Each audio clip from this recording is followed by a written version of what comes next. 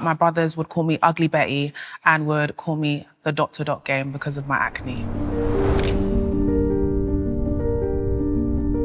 This hyperpigmentation started when I was around 11 or 12. And I think what triggered it is when I was just playing around with my mum's stuff. I think it was a toner at the time. I remember my skin feeling like it was burning and quite tight. Thought, if it's burning, then something's working. It looked really patchy. So there were a lot of really dark areas around my face, especially my cheeks. Every time I'd look in the mirror, I'd just think, why does my skin look like this? Growing up though, what was the hardest part day to day for your skin?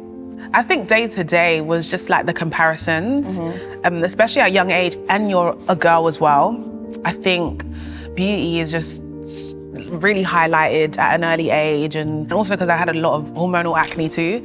So the hormonal acne, the hyperpigmentation, it was just like, how bad can it get? Fee, so I know that you've been through, a few comments being thrown at you with your skin and the hyperpigmentation. Would you share some of that with me? My brothers would make comments like Ugly Betty or dot to dot, because I don't know, remember that like dot to dot game where you have to like connect the dots.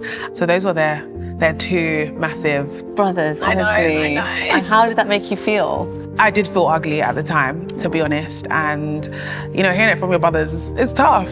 And I know it's like sibling rivalry and we like to say mean things about each other here and there, but when it's about something that's on your skin and you literally can't control, and it's the first thing that people see, it is so difficult. When you heard those comments, you mentioned that you made you feel ugly.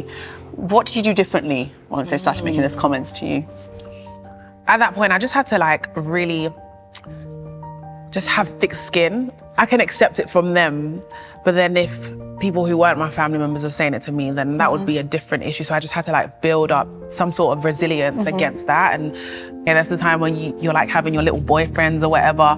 And I wasn't experiencing any of that. All my friends would have all these stories and I would just be like, well, that's not happening with me. I felt really insecure. And there was one summer where literally my mental health just took a drastic change, and I would just stay at home the whole summer. Didn't want to go out, didn't want to socialize with anyone. For anyone watching whose skin makes them feel unlovable, what is the one thing you'd want them to remember? That who you are isn't defined by your skin and what skin issues you might have or whatever it is you're going through when it comes to your skin. You are so much more than that. Focus on yourself and just work on loving yourself for who you are right now.